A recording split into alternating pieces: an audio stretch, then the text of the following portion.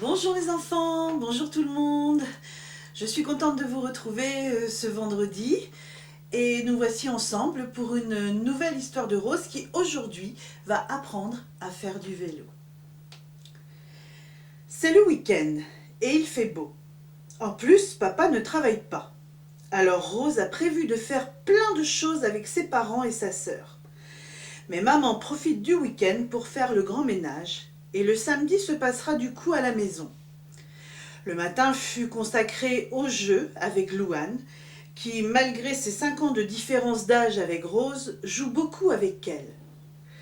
Comme il y a une épicerie dans le bourg où ils habitent, Louane va ce matin chercher le pain à vélo.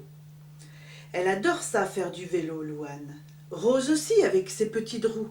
Mais elle n'arrive pas à suivre sa sœur parce que, justement, les petites roues la freinent. De toute façon, papa et maman ne veulent pas que Rose fasse du vélo sur la route, car à 3 ans, elle est encore un peu faux-folle et ne reste pas sur le bord de la route. Alors Rose attend. Elle attend déjà que sa sœur revienne et elle attend surtout que papa ait terminé de ranger sa voiture, parce que souvent, Rose laisse ses peluches à l'intérieur, si bien qu'il y en a un peu partout. Une fois cela fait, et le repas pris, Rose demande à son papa de lui apprendre à faire du vélo sans les petites roues. Certains de ses copains à l'école le font, alors il n'y a pas de raison pour qu'elle n'y arrive pas non plus. Papa décide d'aller dans un chemin plat et herbeux où Louane avait elle aussi appris. Comme cela, quand il y aura des chutes, elles seront amorties par l'herbe. Il faut quand même que Rose mette ses protections, c'est obligatoire, c'est-à-dire le casque, les gants et les genouillères pour le début de l'apprentissage. Mieux vaut assurer les chutes, pense papa. Les vélos sont mis dans le coffre et les voilà partis vers le bas du bourg. Rose était très énervée et avait trop hâte de monter sur son vélo.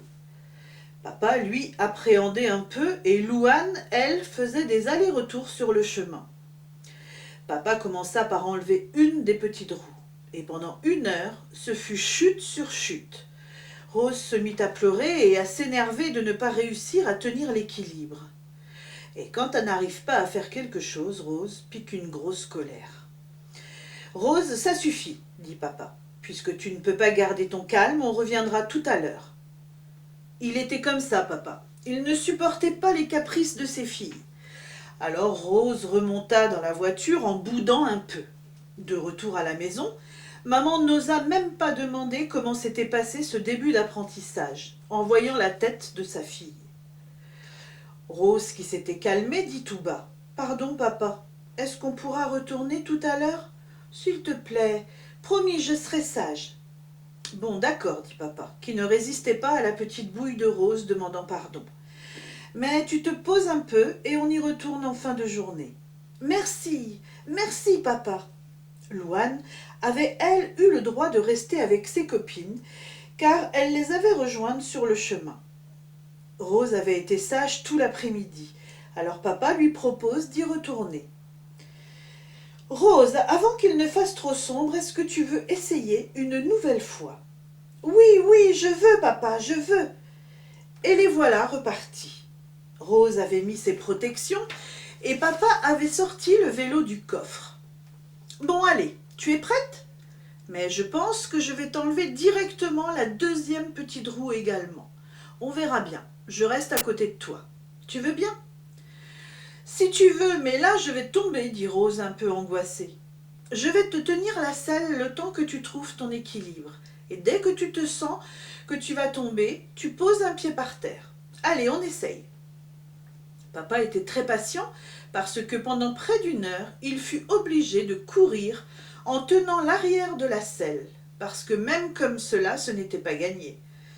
Au bout d'1 heure, « Bon, Rose, on va arrêter pour aujourd'hui. Il fait un peu sombre et regarde, on commence à apercevoir la lune dans le ciel. »« Attends, papa, encore, encore, c'est trop bien !» Papa, comme d'habitude, céda à Rose. Il reprit sa place derrière elle et commença à la pousser tout en la tenant. Mais tout à coup, il se prend le pied dans un trou et lâche la selle. Il se relève en se disant qu'à cause de lui, Rose avait dû prendre un gros gadin. Mais là, surprise, Rose pédalait toute seule, droite comme un i sur son petit vélo, et ne s'étant même pas rendu compte que papa ne la tenait plus. Quand papa arriva à sa hauteur, il lui dit « Bravo, ma Rose, tu y es arrivée. Je suis fière de toi. » Rose s'élança comme une grande, retourna à la voiture toute seule. « Je fais un autre tour, papa, comme ça tu pourras prendre une photo pour montrer à maman. Je vais même faire mieux, je vais prendre une vidéo avec mon téléphone.